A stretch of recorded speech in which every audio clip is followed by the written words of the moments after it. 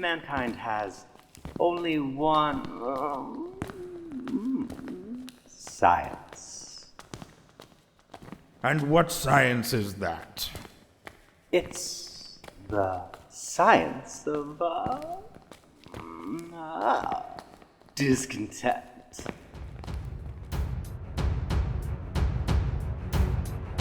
To attempt an understanding of Muad'Dib without understanding his mortal enemies, the Harkonnens, is to attempt seeing truth without knowing falsehood. It is to attempt to see the light without knowing darkness. It cannot be. Mercy is a chimera. It can be defeated by the stomach rumbling its hunger, by the throat crying its thirst. You must always be hungry and thirsty, like me. There should be a science of discontent. People need hard times and oppression to develop psychic muscles.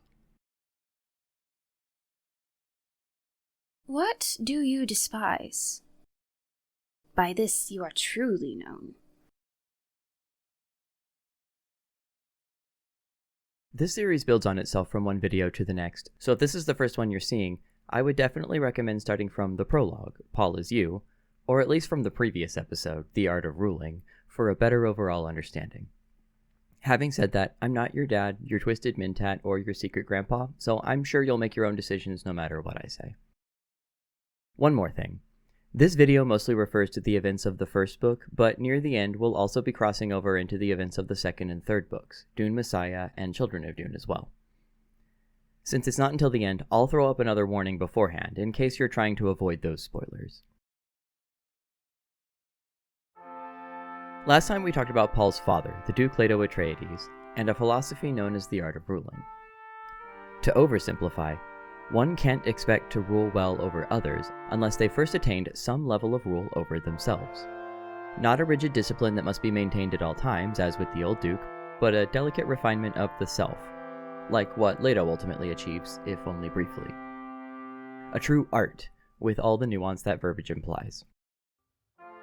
In truth, we're actually going about this whole thing backwards, but then again, that's exactly what the relationship between a parent and their child is, going about life backwards. A father stands at the end of a long line of experiences and attempts to prepare his son for his own long line of experiences. The son, ironically, can't grasp the full depth of the wisdom being offered until he also shares those experiences for himself. A legacy of misunderstanding, as I called it last time. But what exactly am I talking about, going backwards? Leto's character arc represents someone who learns to recognize and embrace himself in his totality, including those parts he might otherwise deny or reject. This is a concept called shadow integration, a term coined by Carl Jung, whose work in psychology in the early 20th century heavily influenced Frank Herbert, author of Dune. In a way, we've been indirectly talking about Jungian psychology the whole time, but previously I could get away with letting context clues do all the heavy lifting. From here, it would just be more prudent to explain directly. As an aside, I'm aware that modern psychology doesn't really acknowledge Jung's work as entirely correct anymore, but within the realm of narrative fiction, many of his concepts still remain extremely relevant.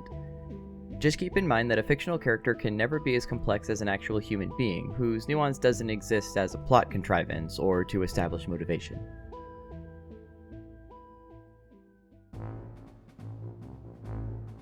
If Leto's art can be thought of as a general introduction to shadow integration as a concept, Baron Harkonnen and his house would represent the masculine extreme meant to be balanced against and contrasted by an all-female Bene Gesserit, whom we will be discussing next time.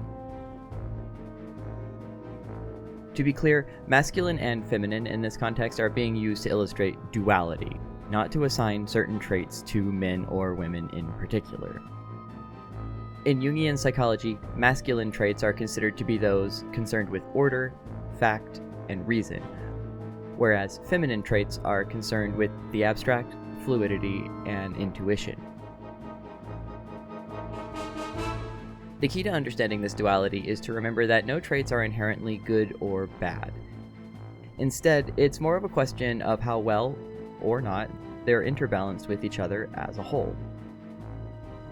Aside from this masculine-feminine duality, over the next 2 videos I also want you to keep in mind what effects might arise, if any, from comparing oneself to what might be considered an ultimate evil. In this case, Baron Harkonnen. To what lengths should one go to resist such an opponent, and to what extent would or should those lengths be justified? These questions may not have strictly definitive answers, which is all the more reason why they should be explored more deeply. With all that in mind, we're ready to begin our research into Baron Harkonnen and the science of discontent.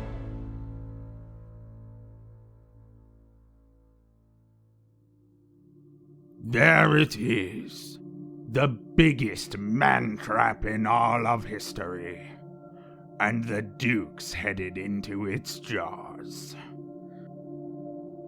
Is it not a magnificent thing that I, the Baron Vladimir Harkonnen, do?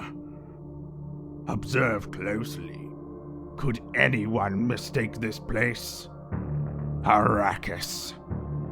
Truly unique. A superb setting for a unique victory. Few villains possess the raw presence of Baron Harkonnen. From his rumbling basso to his imposing frame, he casts a devouring shadow over all he surveys. Unlike House Atreides, with golden hawks proudly emblazoned upon their breasts, House Harkonnen has no iconography to speak of. Only the Baron himself. He is the consolidation of wealth, the lopsided nature of capitalism, endless stratification that only serves the elites. Extreme inevitability.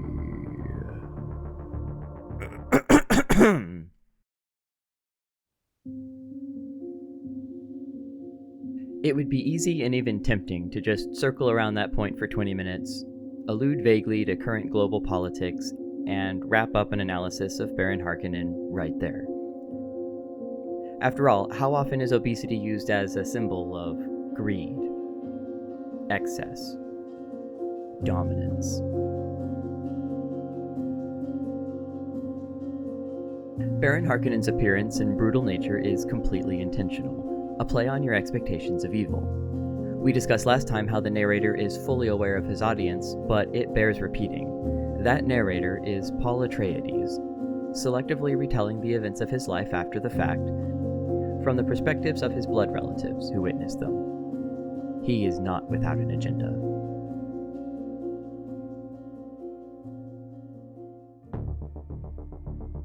We've all been conditioned in some ways to accept that a villain may just be the bad guy, a living representation within the story of an incongruence that must be corrected or removed. Combined with an extreme portrayal that renders the villain less realistic to the audience, the expectation that the character should behave realistically is relaxed and exploited. The Baron seems like a cartoonishly evil man with a scary voice and an unfriendly shape. Why should we bother to look any deeper? But the Baron's considerable bulk isn't just a symbol of imposition, it's being used to obscure. Not every author or story necessarily warrants this level of scrutiny. However, every single sentence in Dune is load-bearing and saturated with meaning, which is what makes it so infinitely rereadable. The intention is to contemplate and revisit these events, comparing and contrasting your understanding of them at different points in your own history, prompting you to understand yourself better as a result.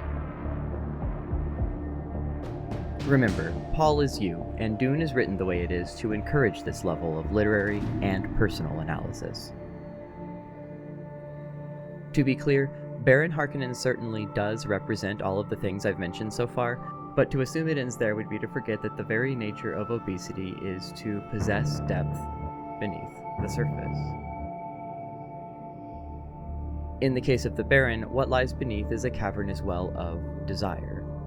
This is expressed in many ways, not least of all through gluttony and lust. Despite that, I've personally noticed that in many discourses surrounding Dune, the subject of the Baron's sexuality is barely mentioned, if addressed at all. As a queer person, I can certainly understand the reluctance to delve much into this particularly thorny patch of topics, but nevertheless, these details are just as purposefully chosen and placed with the intention of conveying a message. So if I'm not willing to discuss them either, who will? So here it is. Baron Harkonnen is another in a long line of literary villains who are either inferred or outright confirmed to be homosexual in the text, usually as a storytelling device to other them from the rest of the cast in a fundamental way. If you've ever heard the term queer coding, this is what that refers to. It's my personal opinion that Baron Harkonnen is a particularly egregious example of queer coding because he's not only the lone example of a non-heteronormative character in the narrative, he is explicitly a rapist and a pedophile, and inferred to be incestuous as well. As you can imagine, this cast a very unflattering light on my community and myself when taken at face value, and that's extremely troubling. However, a refusal to discuss it will not make it less so. That said, where the subject is concerned, I will not tolerate any hate speech or disrespect of any kind to myself or others in my comments, or anywhere for that matter. This manner of portrayal can and often does have harmful and even regressive effects, intended or otherwise, on the communities being referenced and on the individuals therein. It's already far too easy for ignorance to lead one to unjustifiably conflate homosexuality with degeneracy and child abuse in a wide variety of ways, and that, simply put, is totally unacceptable. I'm generally very positive about this series and author, but if credit should be given where it's due, it should be withheld where it's not. With all of that said, I'm not incapable of understanding the logic that may have gone into the development of this character in this way, and it would be hypocritical of me to dismiss the literary symbolism at work entirely out of hand just because I find some of its elements offensive. Recall, Baron Harkonnen represents the masculine side of Jungian duality. He is highly concerned with hierarchy, dominance, and order. One might even go so far as to say he's attracted to these masculine qualities. Taking it a step further, Baron Harkonnen makes it clear that this is not just an attraction towards the masculine, but also a rejection of the feminine. Why haven't you ever bought a Bene Gesserit, Uncle? With a truth sayer at your side... You know my tastes.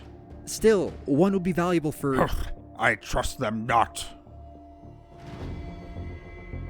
This speaks to another Jungian concept at the core of the Baron's overall association to masculinity: anima development.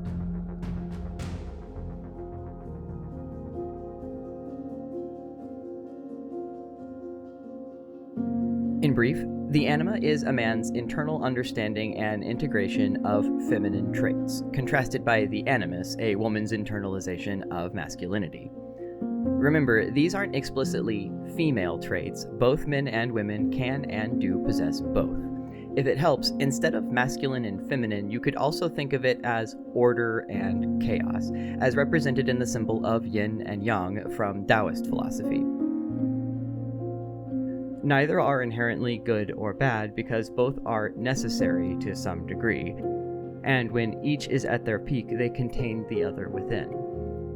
The point is to achieve an equilibrium between them, to attune them within yourself and become a well-balanced individual in the process, capable of fully exploring and understanding your own duality and the duality of others in turn.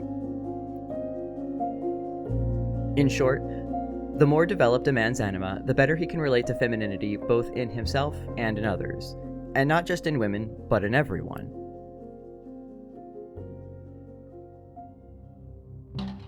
By rejecting the Bene Gesserit, the Baron indicates a very poorly developed anima, if it can be considered developed at all.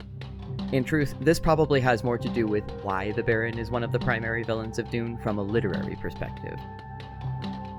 He stands equal and opposite to the Bene Gesserit, both representing either extreme in a duality of imbalance.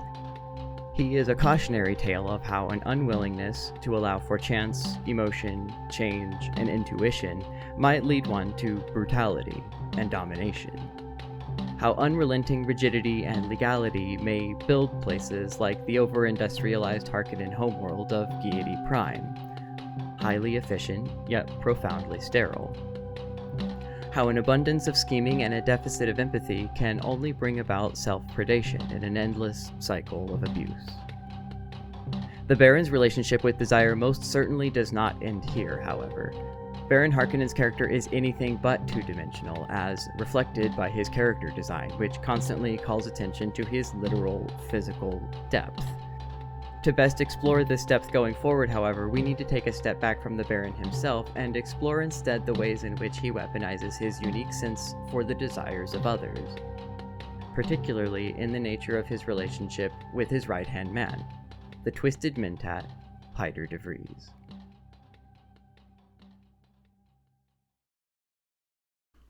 Well then, Feyd-Rautha Harkonnen, I summoned you here hoping to teach you a bit of wisdom. Have you observed our good mentat? A most efficient mentat, Piter.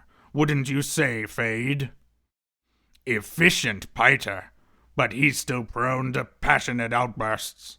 Efficient, Piter, but he still can err. Did you call me in here to impair my efficiencies with criticism, Baron? Impair your efficiency? You know me better, Piter. I wish only for my nephew to understand the limitations of a mentat. Then I'm on display. Shall I dance? Shall I perform my various functions for the eminent Feyd-Rautha? Precisely! You are on display. Now be silent. This is a mentat, Feyd. It has been trained and conditioned to perform certain duties.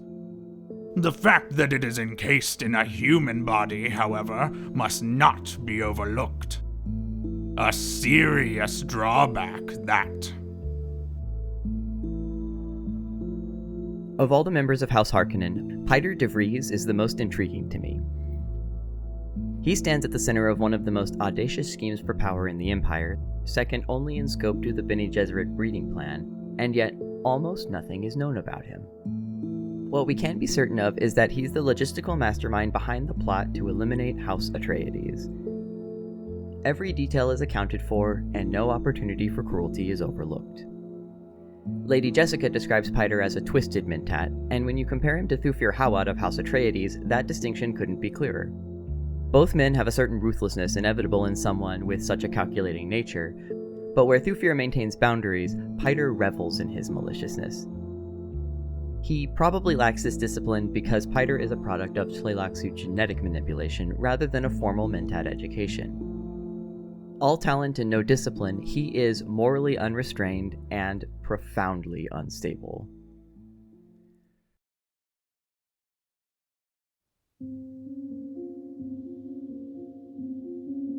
A typical mentat, as a reminder, is someone who's trained from a very young age to hone their minds for extremely fast and accurate computational abilities, allowing them to act as human supercomputers in the universe of Dune, which had previously eliminated thinking machines long ago.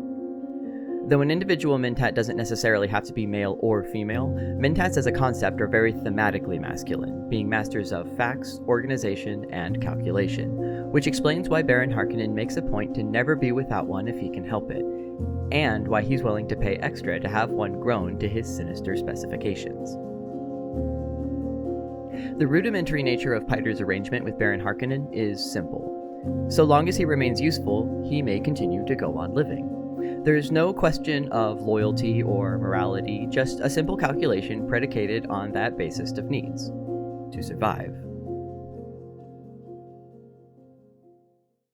But what does Piter want?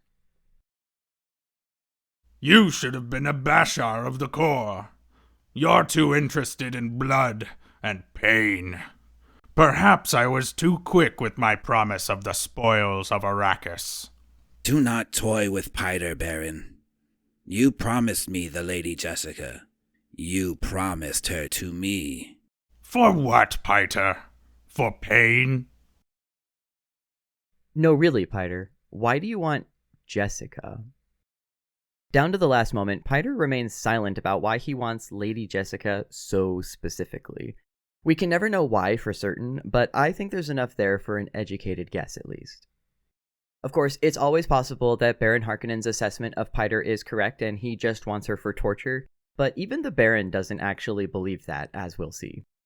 Instead, I believe that Piter wants Jessica because he has discovered who she really is. Baron Harkonnen's only child. Or rather, Baron Harkonnen's rightful heir. Let's take a step back again to explain. In the early planning stages of the plot to eliminate House Atreides, Piter had originally anticipated that Paul would be born a girl, an inaccuracy the Baron still chides him for more than 15 years later.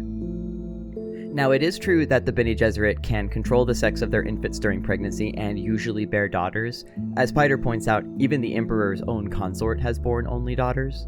But I have a few issues with this explanation. For one thing, that data strikes me as a bit too loose and anecdotal for a mentat to rely on by itself, especially when the Bene Gesserit are known for their political schemes. Unless Piter was certain, why would he include this detail? Piter would have likely dug deeper, especially given the Baron's distrust of the Bene Gesserit, and it's not inconceivable that he may have uncovered a small but revealing detail concerning a certain breeding program. That Lady Jessica is the secret daughter of Baron Harkonnen by an unknown Bene Gesserit, and that she was instructed to bear a daughter with Duke Atreides. Naturally, Piter would recognize the value of this information and would have a vested interest in keeping it secret from the Baron until Jessica is securely within the Twisted Mentat's possession.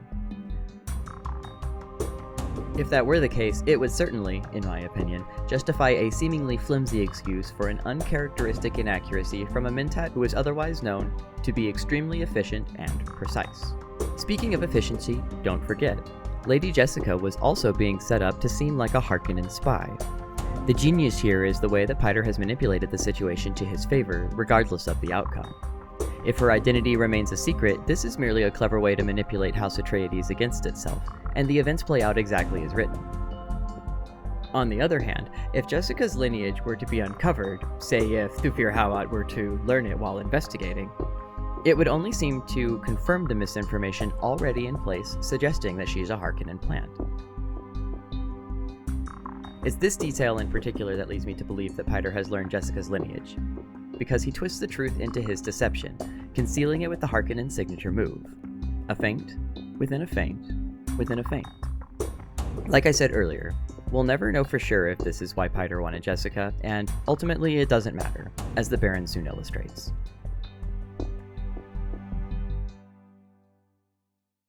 In many ways, Piter is quite naive. He doesn't admit to himself what a deadly creature you are, Lady Jessica. I'd show him, but it'd be a foolish risk. I know what Piter really wants. Piter wants power. You promised I could have her. I give you a choice, Piter. This woman and exile from the Imperium, or the Duchy of Atreides on Arrakis, to rule as you see fit in my name. You could be Duke here in all but name. Understand yourself, Piter. You want her because she was a Duke's woman, a symbol of his power. Beautiful, useful, exquisitely trained for her role. But an entire duchy, Piter. That's more than a symbol. That's the reality. With it, you could have many women, and more. I must go now. I will send in the guard I've reserved for this moment. You don't have to leave. I've chosen. Aha! Such a quick decision can mean only one thing. I will take the duchy. Baron Harkonnen doesn't know why Piter wants Lady Jessica, and he doesn't need to. He has correctly assessed that Jessica is a means to an end. Piter wants power. If the Baron can't figure out why Jessica is important, but he knows she isn't what Piter really wants, then he can eliminate any danger she might represent by removing her from the equation altogether.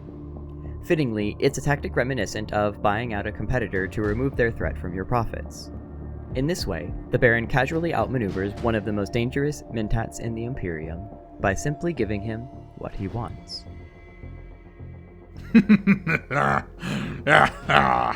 Is it not wonderful that I know Piter so well? I wagered with my master-at-arms that this would be Piter's choice. Of course, thanks to Leto's assassination attempt, Piter never realizes his lust for power, but his usefulness was only fleeting at best. As the Baron outlines instead to his eventual replacement, Piter would have been under orders to relentlessly squeeze the population of Arrakis for every ounce of profit possible. The massive expense of their scheme must be recouped after all, but at no small cost to the morale or the livelihoods of the people. Over the years, their discontent would have mounted against Piter and his draconian rule until he was eventually deposed, paving the way for the Baron's true heir, his nephew, Feyd-Rautha. By this time, the conditions will be perfectly set for his own regime to be welcomed in with open arms, and to be far, far worse. But first, there are certain lessons the Baron must teach his young and ambitious nephew.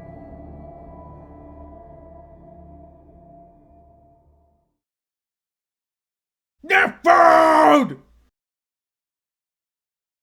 How long have you been my guard, Captain? Nephew? Since Arrakis, my lord. Almost 2 years? And have you always anticipated dangers to my person? Such has been my only desire, my lord. Then where is Feyd-Rautha? My lord? You do not consider Feyd-Rautha a danger to my person? Did I not command you to know precisely where the Baron was at all times? Did I not say to you that you were to know precisely what the Baron was saying at all times? And to whom? Did I not say these things to you? Uncle. Feyd-Rautha is a character we'll circle back around to in detail another time, but it's worth studying him briefly now as well, in the context of and in contrast to Baron Harkonnen. Before we get started though, a quick history lesson, since a lot of the details are only spelled out and afterwards in appendices rather than in the story itself. Long before the events of Dune, the Baron's forebear was a Colonel Bashar of the ancestor of Emperor Carino Sardaukar, something like a planetary-scale military governor. But the Bashar was accused of treachery by House Atreides and banished for cowardice following the decisive battle establishing the Imperium under the rule of House Carino.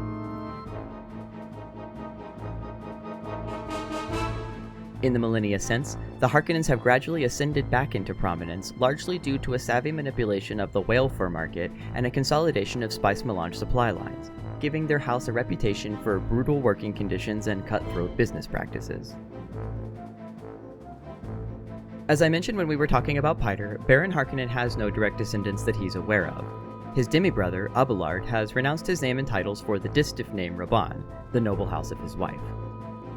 With no direct Harkonnen heir to speak of, the Baron has bargained with Emperor Carino for the ability to select an heir at his own discretion, possibly for his part in the plot against House Atreides, and has chosen his demi-brother's youngest son, Feyd-Rautha.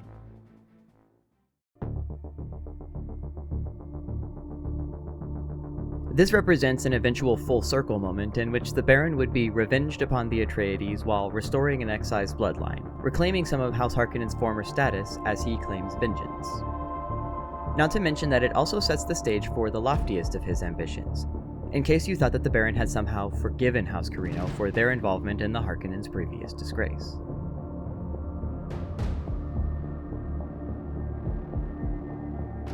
As Piter was quick to remind us, the Baron defines everything by its usefulness, and to that end, Feyd-Rautha is the instrument of his ultimate victory.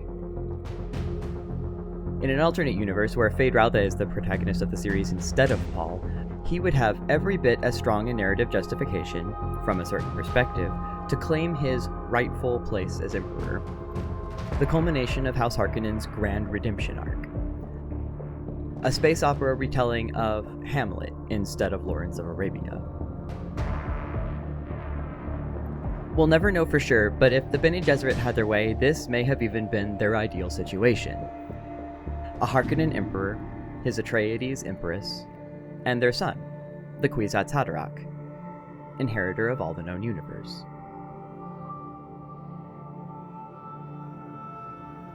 But that's Bene Gesserit talk. We'll get to that soon enough. When I say that Feyd-Rautha is the Baron's instrument of ultimate victory, I mean that the Baron acknowledges to himself that he's not likely to achieve his goal of ruling the Empire in his own lifetime, though not for lack of trying. His nephew is the extension of his will into the future, so it's of the utmost importance that he exemplify the Baron in all ways as much as possible. So if the Baron considers Feyd-Rautha to be a threat to his person, it's because he was intentionally raised to be that way, as reflected in the Baron's response to his nephew's half-baked assassination attempt. Uncle. There is a body in my chambers that I wish removed. I presume you left matters peaceful in the slave quarters, Feyd? I've been playing Cheops with the slave master. Playing pyramid chess. How nice. Did you win? Yes, Uncle. Nephew, you wish to be restored to my good graces? Sire, what have I done? That's unimportant now. Garrote the slave master. Bring his body to me when you've finished, that I may see it was done properly. We cannot have such inept chess players in our employ. The greatest defense of Feyd-Rautha's grab for power is not the fact that it very nearly succeeded. The Baron would never admit that. It's that it was hasty, ill-conceived, and a waste of the Baron's true value to his nephew. At this point, Feyd-Rautha is only 19 years old and clearly still has plenty to learn. He only perceives the Baron as an obstacle to be averted, a means to an end. He sees a pathway to power rather than a guide along that pathway and beyond. He hasn't considered that he can derive exponentially more usefulness from the Baron over time in the form of experienced counsel, both before and after he becomes the Baron himself. Worse yet, as Baron Harkonnen sees it, he hasn't learned how to properly manipulate his target, regardless of who they may be.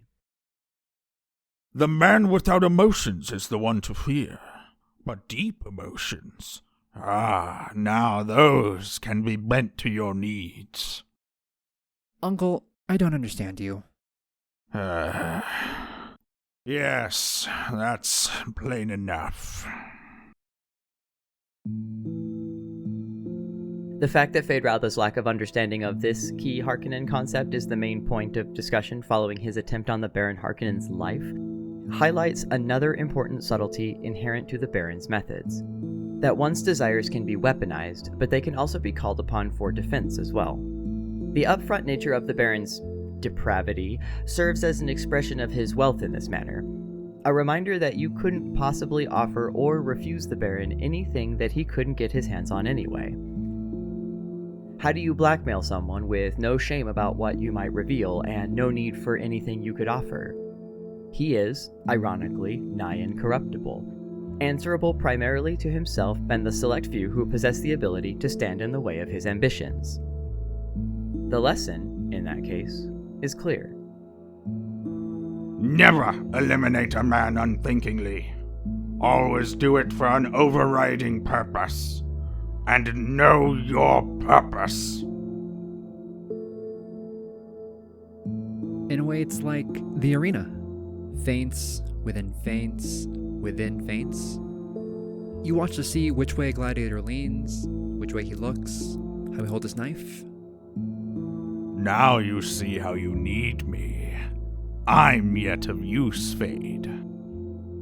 Yes, Uncle.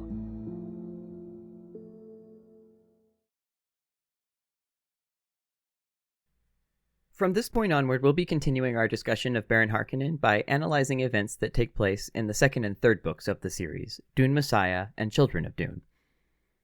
If you aren't already familiar with these stories and want to avoid spoilers, this is where you should stop the video for now. But come back later after you've given them a read, and I hope to see you again for the next video about Lady Jessica and the Bene Gesserit.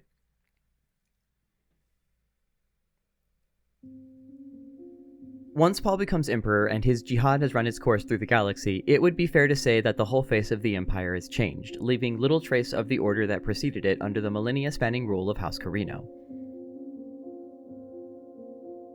But nowhere is the Empire's evolution more apparent than its newly established seat of government, the desert planet of Arrakis. The native Fremen, once under the guidance of Liet Kynes, had endeavored to transform the harsh environment of Arrakis into a garden world, slowly evolving it over the course of many generations into a paradise. This demanded massive devotion to a united cause, considering that the Fremen who strove for it today would never see anything close to their ultimate goal, and neither would their great-great-grandchildren.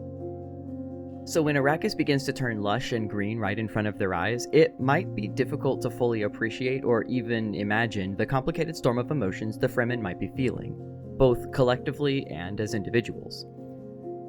At once a loss of cultural identity and a rush of religious fervor, with no small degree of uncertainty and mistrust in the spaces between. Likewise, Paul Muad'Dib Atreides would soon find himself at his own tumultuous center of endings and beginnings. He survives an assassination attempt he was mysteriously prevented from foreseeing, and is blinded in the aftermath, forced to rely solely on his prescience to perceive the world around him. In some ways, this is already Paul's perspective, and he adapts to the loss of his eyes almost immediately. But the Fremen have strict laws concerning those who have been blinded.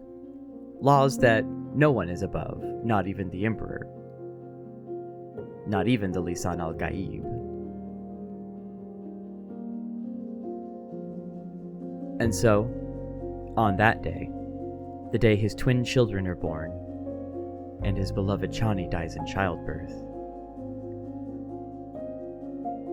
Paul walks out into the deep desert as tradition demands, to meet his fate at the mercy of Shai-Hulud.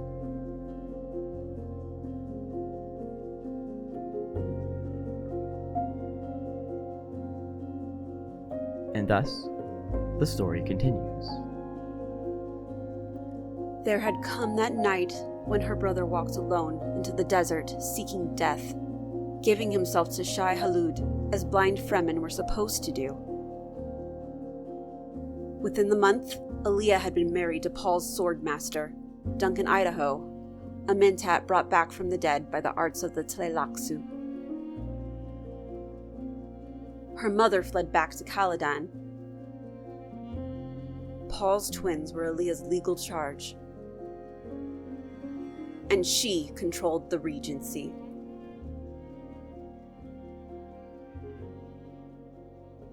The crisis happened on a day like many others in the spring month of Lab, a clear morning at Muad'Dib's keep with a cold wind blowing down from the pole.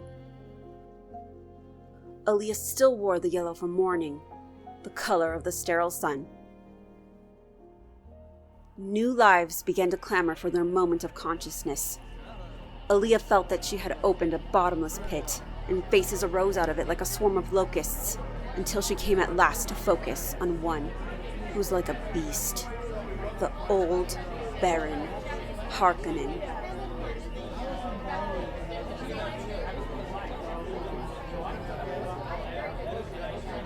No! No, no, no!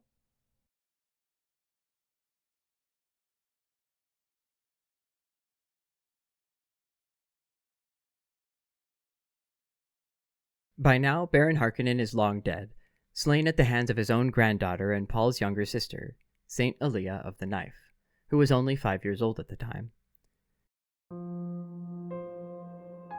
Alia is preborn, meaning she became self-aware in the womb when Lady Jessica took the Water of Life to become the Reverend Mother of Sietch Tabur. As an undeveloped fetus, Alia was exposed to her ancestors' consciousnesses alongside Jessica, a traumatic and existentially terrifying experience that left her without the chance to properly develop a consciousness of her own. In her early years, she had the appearance of a child, but the awareness and intelligence of not just an adult, but every adult. As she's grown older, however, Alia has learned discipline and how to selectively call upon their collective wisdom rarely and only as needed. There are countless Bene Gesserit Reverend Mothers amongst her inner selves, after all, and such is their way. Discipline is necessary because Alia is constantly under the threat of possession, losing her own tenuous identity under the overwhelming deluge of other consciousnesses, each more powerfully defined than her own by default. This makes her what the Bene Gesserit consider an abomination, a stigma she can never fully escape, even, and especially, in the case of her own mother. Since Alia is something of a villain in the plot of Children of Dune in particular, it's important to keep some things in mind about her as a character. For one thing, while it may seem like Alia and Paul are similar in abilities, the gulf between them is incredibly vast. Though Alia shares Paul's unlimited access to the lives of all their ancestors stretching backwards across untold millennia, that's just scratching the surface. Paul also possessed the advanced mental capabilities of an extremely talented mentat, one who is also deeply reliant and addicted to the spice melange in high quantities, enhancing those capabilities far beyond the natural. Paul is what you get if a mentat, well on his way to becoming a guild navigator, were to gain the greatest store of Bene Gesserit ancestral knowledge imaginable with which to make his computations. When Dune says that Paul is prescient, this is what that really means.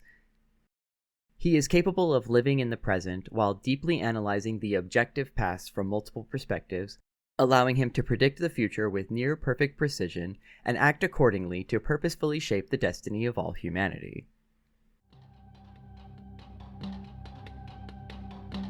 So, imagine suddenly inheriting all the known universe from the man who was literally bred for the specific purpose of leading it and humanity away from an inevitable stagnation and into an infinite future.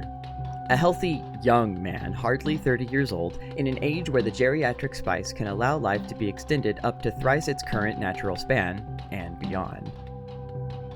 Imagine that one day soon you'll have to pass this inheritance along to his equally capable twin children, both of whom are also preborn and fully capable of mature adult critiques of your methods all along the way. Imagine the pressure of stewarding an empire of trillions of citizens, maybe more, spread over unfathomable distances across the galaxy and beyond. Now imagine you only get a few weeks to prepare for this, while you're also planning your wedding, and mourning the death of your late brother, and the mother of his children, of whom you now have sole custody. Imagine that not even your own mother will stick around to help you. It's easy to imagine, then, how Alia could fall into the trap of allowing help from literally anyone who might be able to provide it, abandoned as she no doubt must feel. She was bred for a singular purpose, but never granted the opportunity to realize it, and the seeds of what should have been her strength instead act as her undoing. You see, as a female heir to House Atreides, Alia's very genetics were crafted to be combined with a Harkonnen counterpart, with the ultimate goal of bearing the Kwisatz Haderach, which makes her eventual possession by Baron Harkonnen something she was uniquely susceptible to from the start.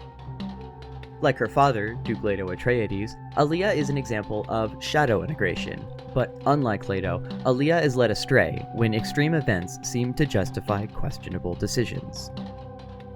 Baron Harkonnen's return as the villain behind the scenes in Children of Dune illustrates that denying your own shadow is only one way in which you can live your entire life without ever understanding yourself as deeply as you should. It can lead you to demonize those aspects of yourself, preventing you from recognizing them well enough to deal with them properly, or at all.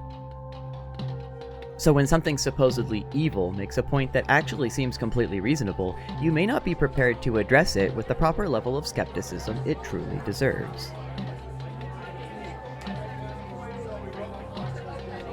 Go away! Oh, please go away! But you need help, granddaughter. I'm willing to help you.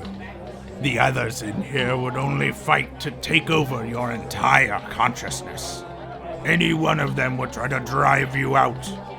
But me, I want only a little corner of my own. What do you want? I wish only a few simple pleasures. Give me but an occasional moment of contact with your senses. No one else need ever know. Let me feel a small corner of your life when, for example, you are enfolded in the arms of your lover. Is that not a small price to ask? Yes. Good. In turn, my darling granddaughter, I can serve you in many ways. I can advise you, help you with my counsel. You will be invincible within and without. You will sweep away all opposition. History will forget your brother and cherish you. The future will be yours. You won't let the others take over? They cannot stand against us. Singly we can be overcome, but together we command. I will demonstrate. Listen.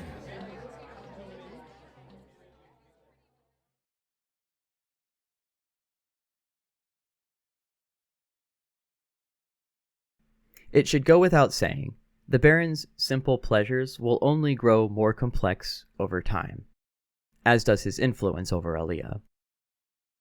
In the end, he becomes so intertwined within her being that it becomes hopeless that they could ever be separated, and perhaps that was never possible in the first place. The Baron was always a part of Alia, after all. Without him, she literally couldn't exist.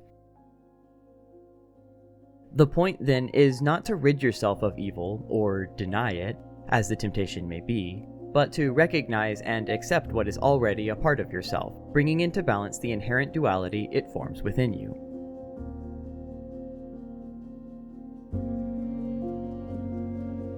As I said before, coming to terms with your own internal duality is what allows you to understand and empathize with the duality inherent in others.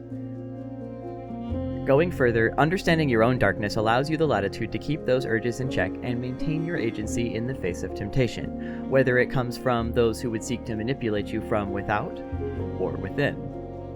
Moreover, this allows you to recognize your own shadow and understand the shadow that must exist in others, however apparent it may be. To recognize that evil isn't a state of being, but a decision that anyone, yourself included, is capable of making for any number of reasons, or even none at all. A decision made at every moment in life, calculated by the science of discontent. Yes, see him there, this man who believes he cannot be bought. See him detained there by 1,000,000 shares of himself, sold in dribbles every second of his life. If you took him up now and shook him, he'd rattle inside. Emptied, sold out. What difference how he dies now?